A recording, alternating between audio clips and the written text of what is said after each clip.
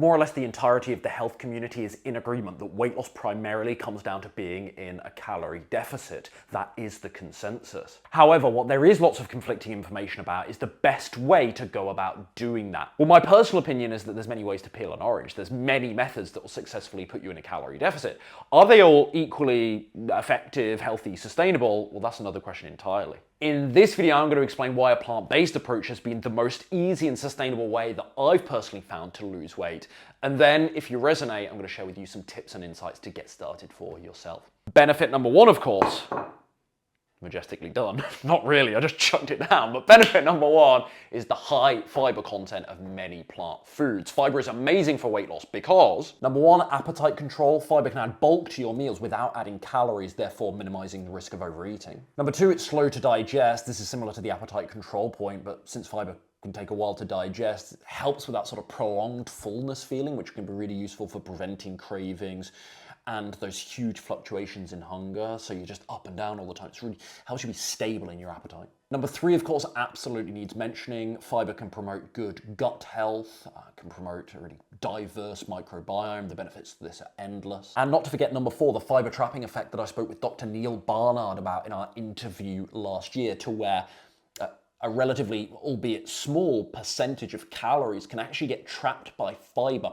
prior to digestion, preventing all of the calories from said food item from being absorbed. Huge advantage to weight loss, as you can imagine. So that's benefit number one of plant-based diets for weight loss. They naturally promote a high fiber intake because so many whole plant foods are naturally high in fiber. It's pretty straightforward. Benefit number two is the low caloric density of many plant foods. Calorie density, of course, refers to the amount of calories in a food relative to its weight or volume. So quite obviously something that's low in calorie density is really advantageous from a weight loss perspective because it suggests you can eat lots of it, like berries, for example, without actually consuming that many calories relative to something that's higher in calorie density. Now, given that such a large percentage of many plant foods are made up of fiber, as explained earlier, but also water content and berries, but fruits and vegetables generally are a great example of this, that actually, and fiber and water doesn't contain any calories. You see where I'm going with this? That only leaves a very small percentage of the food item in question that actually contains any calories. Does that make sense? Massive advantage from a weight loss perspective. So vegetables, fresh fruits, whole grains, beans, lentils, for example. I mean, it depends exactly which non-plant foods we're comparing them to.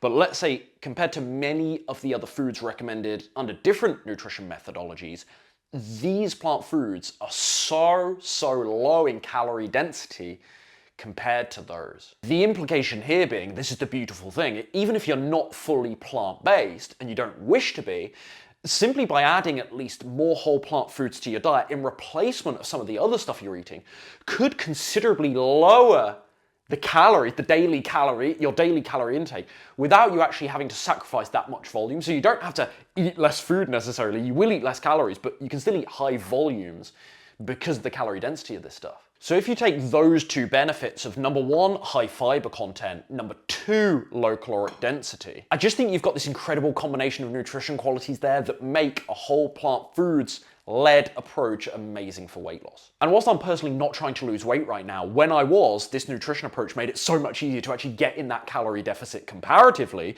because I could eat those big portions thanks to that amazing volume to calorie ratio. Then I'd feel really satisfied because of the high fiber content, because of the nutrient richness of so many plant foods.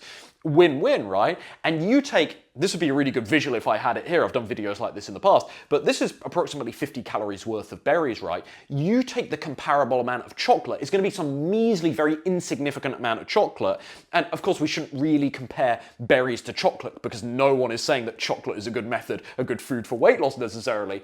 But just as an example of this, like it would be such a measly amount of chocolate. That's when you realize the value of understanding this whole calorie density thing. Don't get me wrong, being in a calorie deficit is never totally effortless. If you think about it, you are purposely withholding all the calories / energy that your body wants you to consume so you can actually start tapping into its fat reserves, right? That's never going to be easy, quote unquote, or too easy with any nutrition approach. But having said that, compared to all the crazy stuff I was doing in the past, being in a calorie deficit on a plant-based diet was so much easier. I didn't feel starved, I never felt deprived. I didn't have to do intermittent fasting to tactically keep my calories low. I didn't have to cut my carbs out to tactically, keep my calories really, really low.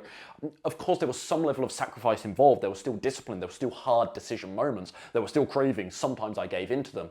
But you get my point, the whole process was easier because of this nutrition approach. So whether you're fully sold on plant-based eating or there's just small components of it that you might be curious to try, here's a few simple action steps to help you get started. Number one, start with really simple food swaps. It can be overwhelming to think that you've got to overhaul your entire diet. So start with stuff like switching the dairy milk for almond milk, switching out your chicken for seitan, beans, tofu, switching your honey for maple syrup, you get it. Number two, plan balanced meals. Common mistake I see with lots of new plant-based eaters is they accidentally have a really high carb intake and therefore very low protein intake, or they maybe have a really high fat intake because they're enjoying all the nuts, the nut butters, avocado, etc. Ultimately, each of the three macronutrients, so carbohydrates, protein, and fat, are important for different reasons.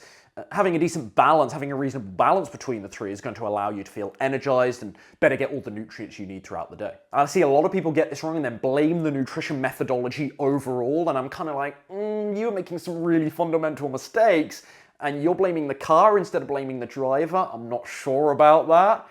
You're eating a really unbalanced diet. Is it the fault of the nutrition approach, or is it stuff you were doing or weren't doing? Number three, you might actually need to eat quite generously in terms of portion sizes at first, which can be kind of an exciting thing. Oh, I get to eat big portions.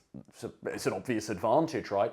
Think back to what we spoke about earlier with the calorie density point. Since so many whole plant foods are low in calorie density, it's a huge advantage, of course, from a weight loss perspective. At the same time, you want to be careful that you're not under eating so much that this whole process is very unsustainable for you. Tip number four, find 4 or 5 meals that you love. That's it. You don't need a massive rotation. In fact, that could be really overwhelming people when they think about going to the grocery store or the meal prep they have to do for all these different dinners that they're having every single night of the week.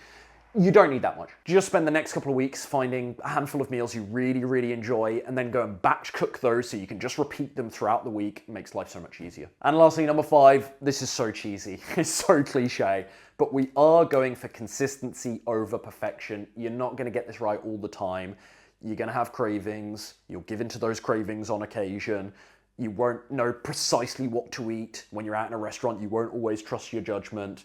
When you're stuck out the house the first few times, you get really hungry, you're not necessarily going to know what to do all that well. But you will learn from navigating all of those challenges.